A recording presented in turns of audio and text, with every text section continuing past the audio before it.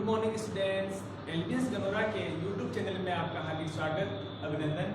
विद्यार्थियों, जैसे कि मैंने बताया था कि भारत का जो ऊर्जा संसाधन, परंपरागत जो ऊर्जा संसाधन है उसके बारे में बात करें तो प्राकृतिक गैस, परमाणु ऊर्जा, जल विद्युत, तापीय विद्युत, भूजल, हरिजल की बात कर रहे हैं हम।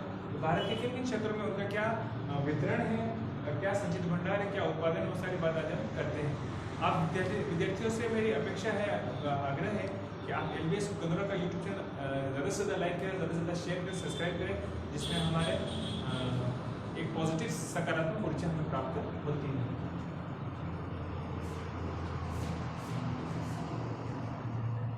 प्राकृतिक गैस, जब प्राकृतिक गैस की हम बात करते हैं तो प्राकृतिक गैस के अंतर्गत वर्तमान में पेट्रोलियम तथा कोयले के स्थान पर गैस के उपयोग में तेजी से वृद्धि हुई है। अत्यधिक ज्वलनशील, गंध एवं कालिक रहित तथा उत्पादन एवं वितरण में कम खर्च होने के कारण इसके उपयोग में वृद्धि होती जा रही है, या जिस रूप में प्राप्त होती है उसी रूप में इसका उपयोग किया जा सकता है। यह प्राय कच्चे तेल के साथ पाई जाती है। प्राकृतिक गैस के भंडार का पता तेल और प्राकृतिक गैस कॉर्पोरेशन ONGC तथा ऑयल इंडिया लिमिटेड लगाती है।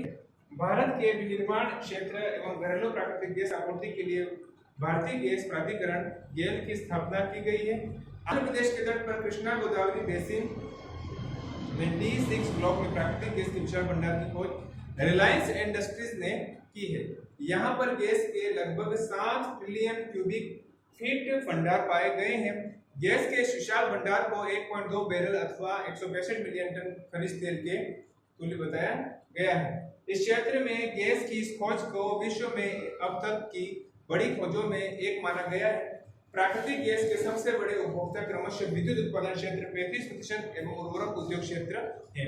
अब प्राकृतिक गैस के भंडार तमिलनाडु, यहाँ हिमाचल प्रदेश, पंजाब, जम्मू कश्मीर, पश्चिम बंगाल, राजस्थान, त्रिपुरा, अरुणाचल प्रदेश में स्थित है। भारत में गैस के कुल उपयोग का 37.82% विद्युत उत्पादन, 33.39% उर्वरक निर्माण और शेष 28.79% अन्य कार्यों, रसोई उद्योग कार्यों में होता है। अब प्राकृतिक गैस के संचित भंडार कहाँ पर है, वो उसकी बात हम करते हैं। प्राकृतिक जो गैस है संचित भंडार कहाँ है। अब प्राकृतिक गैस के संचित भंडार का आकलन करें तो तेल एवं प्राकृतिक गैस आयोग ONGC तथा ऑल इंडिया लिमिटेड OIL द्वारा किया जाता है। 1982 तक के आकलन के अनुसार देश में प्राकृतिक गैस का भंडार 436 अरब टन था, जिससे 331 अरब टन अकेले बंबई हाई में था। शेष में 88 अरब घन मीटर, असम 16 अरब टन मीटर गुजरात में आकलित था। 1985 में गैस भंडार का आकलन 478 अरब घन मीटर किया गया था, जो 1987 में 531 अरब घन मीटर आकलित हुआ। अब नवीन अनुसंधानों के अनुसार 2013 भारत में प्राकृतिक गैस का संचित भंडार 853 अरब टन मीटर है। भारत में गैस का भंडार, विश्व में कुल गैस भंडार 1,40,000 अरब घन मीटर का लगभग 0.5% ही है। देश के गैस के भंडार का उत्पादन का अनुपात 41.1 है, अर्थात वर्तमान दर से उत्पादन होते समय भारत का गैस भंडार आगामी 41 वर्षों में ही समाप्त हो जाएगा। अतः भारत जैसे देश में प्राकृतिक गैस की संचित राशि बहुत ही कम है। इसका उपयोग दीर्घकालिक परिप्रेक्ष्य में करना चाहिए। अब हम बात करते हैं परमाणु ऊर्जा की। तो परमाणु ऊर्जा भारत के लिए किस तरीके से, कहां पर उसका क्या कॉन्ट्रिब्यूशन, स्थिति, उसका उपयोग, उसका संरक्षण की आवश्यकता कहां पर क्या है, वो सारी बात करते हैं। तो परमाणु ऊर्जा को रेडियोधर्मी परमाणु के विखंडन से प्राप्त किया जाता है। प्राकृतिक विखंडन काफी जटिल एवं खर्चीली पड़ती है, फिर भी इससे प्राप्त बिजली काफी सस्ती पड़ती है। इसका कारण यह है कि 1 किलोग्राम यूरेनियम से उतनी ही विद्युत पैदा की जा सकती है जितनी 25 लाख किलोग्राम कोयले से। यह स्वच्छ, सुविधाजनक एवं परम शक्तिशाली ऊर्जा संसाधन है। भारत में परमाणु ऊर्जा का विकास अभी बहुत कम हुआ है। यहाँ कुल ऊर्जा विकास का मात्र 2.92% परमाणु ऊर्जा से संबंधित है। अब भारत में ऊर्जा की निरंतर बढ़ती मांग के कारण परमाणु ऊर्जा स्रोत का विकास अपरिहार्य हो गया। इसके लिए 3 अगस्त 1954 को परमाणु ऊर्जा विभाग की स्थापना की गई। परमाणु विद्युत क्षमता देश की कुल अधिस्थापित विद्युत क्षमता का 3% की हो गई है। भारत में नाभिकीय ऊर्जा कार्यक्रम के तहत कुल 20 रिएक्टर सक्रिय हैं, जिसकी कुल स्थायित्व परमाणु शक्ति क्षमता 4780 मेगावाट तक पहुंच गई है। भारत में परमाणु ऊर्जा कार्यक्रम की शुरुआत 10 अगस्त 1948 को परमाणु ऊर्जा आयोग RAEC की स्थापना हुई है। इसके तहत 3 अगस्त 1954 में परमाणु ऊर्जा विभाग BAE और परमाणु ऊर्जा संस्थान ट्राम्बे 1967 में भाभा परमाणु शोध BARC अस्तित्व में आए। देश में परमाणु विद्युत गृहों के निर्माण, स्थापना, संचालन और देखरेख के लिए 1987 में भारतीय परमाणु विद्युत निगम NPCIL का गठन किया गया। परमाणु रिएक्टरों के कल पुर्जों एवं ईंधन की आपूर्ति का उत्तरदायित्व न्यूक्लियर फ्यूल कॉम्प्लेक्स हैदराबाद को सौंपा गया है, जबकि परमाणु खनिजों के सर्वेक्षण, अन्वेषण और विकास का कार्य परमाणु खनिज प्रभाग AMD द्वारा संपादित किया जाता है। वर्तमान में NPCIL के अधीन देश में 10 शक्तिगृह हैं, जिनकी कुल स्थापित विद्युत उत्पादन क्षमता 2770 मेगावाट है। भारत ने अपना पहला परमाणु विस्फोट 18 मई 1974 को जैसलमेर, राजस्थान के पोखरण के खेतोलोई में किया। अब भारत में 9 मई तथा 11 मई 1998 को 5 परमाणु विस्फोट पुनः खेतोलोई में किए गए, जिससे यह विश्व के उन गिने चुने देश में शामिल हो गया जो परमाणु क्षमता युक्त है। देश में परमाणु ऊर्जा का विकास 3 चरणों में हुआ। 1948-56 अप्सरा नामक प्रथम शोध रिएक्टर का निर्माण। नंबर 2 1956-66 में विभिन्न प्रौद्योगिकी सुविधाओं का विकास एवं 1966 से आगे परमाणु विद्युत गृहों का निर्माण एवं संचालन। देश में प्रथम परमाणु विद्युत गृह का निर्माण तारापुर, मुंबई के निकट में हुआ, जो एशिया का सबसे बड़ा केंद्र है, जिसे रूस के सहयोग से अक्टूबर 1969 में पूरा किया गया। अब भारत में परमाणु ऊर्जा के जो केंद्र है उसका विवरण इस प्रकार है। तो सबसे पहले मैं परमाणु संख्या बोलूंगा, फिर ऊर्जा केंद्र, उसका स्थापना, उसका राज्य, सहयोगी देश, क्षमता और इकाइयों की संख्या। तो नंबर 1 तारापुर अक्टूबर 1969 में स्थापना हुई, महाराष्ट्र में है, और इसका सहयोगी देश जो है वो रूस है। क्षमता 320 मेगावाट और इकाइयों की संख्या 2। नंबर 2 रावतभाटा, दिसंबर 1972 रावतभाटा राजस्थान में, सहयोगी देश कनाडा। 2940 मेगावाट की क्षमता वहां विकसित होती है और इसकी इकाइयां हैं 8। कलपक्कम जनवरी 1984 तमिलनाडु, जो राज्य है तमिलनाडु, स्वदेशी तकनीक 970 मेगावाट और 3 इकाइयां इसकी हैं। चौथा है नरोरा, नरोरा मार्च 1989 उत्तर प्रदेश में 470 और इकाइयों की संख्या 2। काकरा पारा मई 1993 गुजरात की है, ब्रिटेन के सहयोग से बनाई, 470 मेगावाट की क्षमता और 2 इकाइयां इसकी है। अगला है केगा, मार्च 1999 कर्नाटक, स्वदेशी 470 और 6 इकाइयां इसकी हैं। कुडनकुलम जनवरी 2000 में इसकी स्थापना हुई, तमिलनाडु राज्य और सहयोगी देश रूस, और 2000 मेगावाट की क्षमता, इकाइयों की संख्या 2। अब हम बात करते हैं जल विद्युत की। तो जल विद्युत जो है वो कोयला एवं खनिज तेल के पश्चात जल विद्युत भारत का तीसरा महत्वपूर्ण ऊर्जा स्रोत है। भारत में विभिन्न भागों में शीघ्र एवं योजना अनुसार जल शक्ति गृह लगाने के लिए 1975 में राष्ट्रीय जल विद्युत ऊर्जा निगम की स्थापना की गई। यह निगम जम्मू कश्मीर में दुलहाती, हिमाचल प्रदेश में चामरा चरण, पार्वती चरण, उत्तराखंड में धौलीगंगा चरण, मणिपुर में रोहतक एवं जल शक्ति गृह स्थापित किए जा रहे हैं। भारत का पहला जल विद्युत शक्ति गृह 1858 में दार्जिलिंग में स्थापित किया गया था। इसकी उत्पादन क्षमता 20 मेगावाट थी। 1903 में कर्नाटक में कावेरी नदी के जल प्रपात शिव समुद्रम एवं 4200 किलोवाट शक्ति वाला शक्ति उत्पादक यंत्र लगाया गया। अब 1960 में जम्मू कश्मीर में झेलम नदी पर मोहरा नामक स्थान पर 4500 किलोवाट शक्ति का यंत्र लगाया गया।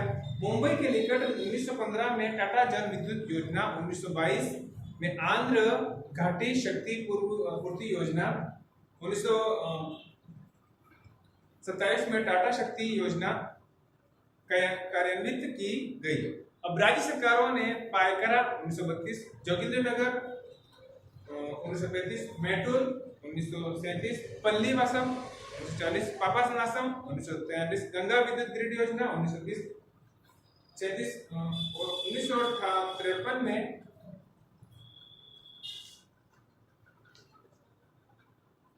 केंद्रीय जल शक्ति आयोग भारत के विभिन्न जल विद्युत केंद्रों का पता लगाने का व्यापक योजना बनाई थी। अब 1930 तक देश में जल विद्युत शक्ति की उत्पादन क्षमता 2.8 लाख किलोवाट, यानी कि 2012-13 में जल विद्युत क्षमता 10,897 मेगावाट हो गई। अब 1951 के बाद से जल विद्युत में तेजी से वृद्धि हुई। भारत के शीर्ष जल विद्युत उत्पादक राज्य में क्रमशः कर्नाटक, पंजाब, आंध्र प्रदेश, केरल तथा महाराष्ट्र, जबकि भारत के शीर्ष जल शक्ति स्थापना क्षमता वाले राज्य क्रमशः आंध्र प्रदेश, कर्नाटक, महाराष्ट्र, तमिलनाडु, तेलंगाना और पंजाब हैं। अब बात करते हैं हम भारत के संभावित जल विद्युत का अनुमान। नदी बेसिन आधारित 60% लोड फैक्टर पर संभावित 1000 मेगावाट। नंबर 1 सिंधु नदी, संभावित क्षमता जो है वो 20,000 मेगावाट और संपूर्ण प्रतिशत 23.8। नंबर 2 ब्रह्मपुत्र, 35,000 मेगावाट संभावित क्षमता और संपूर्ण प्रतिशत 41.7। गंगा नदी की बात करें हम तो संभावित क्षमता जो है वो 11,000 मेगावाट और इसकी जो संपूर्ण प्रतिशत है वो 13.1%। मध्य भारत में नदी बेसिन की बात करें तो 3% संभावित क्षमता 3,000 मेगावाट और संपूर्ण प्रतिशत 3.6%। फिर प्रायद्वीपीय भारत के पश्चिमी प्रवाह की नदियां संभावित क्षमता 6,000 मेगावाट और संपूर्ण प्रतिशत 7.1%। प्रायद्वीपीय भारत के पूर्वी प्रवाह नदियां संभावित क्षमता 9,000 मेगावाट और संपूर्ण प्रतिशत 10.7%। इस तरीके से 84,000 मेगावाट जो है वो संभावित क्षमता है और संपूर्ण प्रतिशत 1,000 है। अब हम बात करते हैं भारत में जल विद्युत के केंद्र कौन से हैं। तो भारत में जल विद्युत के क्षेत्र जो पाए जाते हैं वो 3 हैं। नंबर 1 भारत जल विद्युत का सबसे बड़ा क्षेत्र हिमालय पर्वत के सहारे पश्चिम में कश्मीर के, पूर्व में असम के पहाड़ी क्षेत्रों तक फैला हुआ है, यानी कि इस क्षेत्र में पूरा हमें को मिलता है। दूसरा विशेष क्षेत्र दक्षिणी प्रायद्वीप के पश्चिमी सीमा के सहारे महाराष्ट्र, जो केरल, कर्नाटक, तमिलनाडु राज्य में फैला हुआ है। केरल, महाराष्ट्र, कर्नाटक और यहाँ तमिलनाडु राज्य में यहाँ क्षेत्र में ये मिलता है। आगे हम बात करते हैं तीसरा विस्तृत जल विद्युत शक्ति का क्षेत्र मध्य प्रदेश का क्षेत्र जो सतपुड़ा, विंध्याचल, महादेव, मेहतान की पहाड़ों के सहारे मिलता है, यानी कि ये पूरा बेल्ट इस क्षेत्र में जल विद्युत के केंद्र देखने को मिलते हैं। आगे हम बात करते हैं कि भारत में क्षेत्रवार जल विद्युत 31 मार्च 2013 के आंकड़े जो है उसके अनुसार कुल संभावित शक्ति जो है वो उत्तरी पूर्वी में 20.20 हजार मेगावाट, पूर्वी में 17.50 मेगावाट, दक्षिण में 13.10 मेगावाट, पश्चिम में 7.40 मेगावाट और उत्तरी में 25.80 मेगावाट भारत में 84,000 मेगावाट की क्षमता रही है। अब हम भारत की राज्यवार जो मुख्य राज्य है उसमें जिलेवार जल विद्युत क्षेत्र की बात करें तो भारत के जो राज्य है उसमें नंबर 1 है आंध्र प्रदेश। आंध्र प्रदेश में कुल विद्युत क्षमता जो 12.15% हुई है, इसका उत्पादन का प्रतिशत वो जो है वो 11.16 है और प्रमुख जल विद्युत परियोजना है वो नागार्जुन सागर है, सिलेरू है, श्रीशैलम है, मचकुंड, तुंगभद्रा, निजाम सागर, ये प्रमुख जल परियोजना है। नंबर 2 कर्नाटक, उसमें विद्युत क्षमता जो प्रतिशत की गई है वो है 10.8%, उत्पादन का जो प्रतिशत है वो 11.8% और शरावती नदी, काली नदी जल परियोजना, जोग, लिंगन, मक्की, शिवासमुद्रम, भद्रा, मुनीराबाद, शिंबापुरा, ये प्रमुख जल परियोजना है। थर्ड नंबर हम बात करते हैं महाराष्ट्र की। तो महाराष्ट्र में कुल विद्युत क्षमता का जो प्रतिशत है वो 9.74% है। यहाँ का उत्पादन का प्रतिशत है 10.16 और कोयना, टाटा, बेतरणी यहाँ की प्रमुख जल परियोजना है। आगे हम बात करते हैं पंजाब की। तो पंजाब में 8.14% विद्युत क्षमता होती है और कुल उत्पादन का प्रतिशत जो है वो 8.19 और देहर, भाखड़ा, गोम, गंगवाल, कोटला, तनाम यहाँ की प्रमुख जल परियोजना है। तमिलनाडु राज्य की बात करें हम तो 6.76% विद्युत क्षमता होती है। उत्पादन का प्रतिशत 6.59 और पापानाशम, सरकरहट्टी, सुरलपार, मोयार, अलियार, पाइकारा, शोलियार, कोडियार, पेरियार, मेट्रोकुंडा यहाँ की प्रमुख जल परियोजना है। आगे हम बात करते हैं ओडिशा की। तो ओडिशा में विद्युत क्षमता जो प्रतिशत है वो 6.36% और उत्पादन का प्रतिशत है 6.31%। हीराकुंड, बालीमेला यहाँ की प्रमुख जल परियोजना है। 7 नंबर पे बात करते हैं हम केरल। तो यहाँ की विद्युत क्षमता जो है वो 6.13% और उत्पादन का प्रतिशत 6.4। इसके प्रमुख जो जल विद्युत परियोजना है उसमें इडुक्की, सबरिसगिरी, कुतियाडी, शलायार, सेंगुलम, नरियामंगलम, वल्लीवासल, पेनियार और प्रतिकुलम ये प्रमुख जल विद्युत परियोजना है। आगे हम बात करते हैं 8वां मध्य प्रदेश। तो इसमें जो विद्युत क्षमता प्रतिशत है वो 6.4% और उत्पादन का प्रतिशत है 5.94। गांधी सागर, नर्मदा सागर, हंसदेव, बागो, वन सागर यहाँ की प्रमुख जल विद्युत परियोजना है। आगे हम बात करते हैं हिमाचल प्रदेश की। तो हिमाचल प्रदेश में विद्युत क्षमता जो है वो है 5.86 और उत्पादन का प्रतिशत 5.14। प्रमुख जल विद्युत परियोजना है बेरासियोल, गिरिपारा, रामपुर, लोहरी, खाप, बस्ती, चमेरा और देवर प्रमुख जल विद्युत परियोजना है। आगे हम बात करते हैं पूर्वोत्तर राज्य की। पूर्वोत्तर राज्य में जो विद्युत क्षमता प्रतिशत है वो 9.12, उत्पादन का प्रतिशत है 10.14 और यहाँ की प्रमुख जल विद्युत परियोजना है उमियाम, असम, कदमकुलई, मेघालय, निचला लांगला, सिक्किम, लोकटक, मणिपुर, दोयांग, नागालैंड, रंगा नदी, अरुणाचल प्रदेश में। तो यहाँ की ये जल विद्युत परियोजना है। अब हम बात करते हैं तापीय विद्युत की। तो तापीय विद्युत का जो प्रमुख उत्पादन कोयला है, डीजल, प्राकृतिक गैस का उपयोग करके किया जाता है। वर्तमान में यह भारत में ऊर्जा का प्रमुख स्रोत है।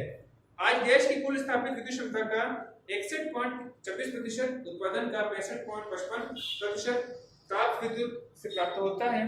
ताप विद्युत से कुछ अंतर्निष्ठ विशेषताएं हैं जिनके कारण इसे कोयला, डीजल एवं जल विद्युत क्षेत्रों से दूरवर्ती भागों में विकसित किया जा सकता है।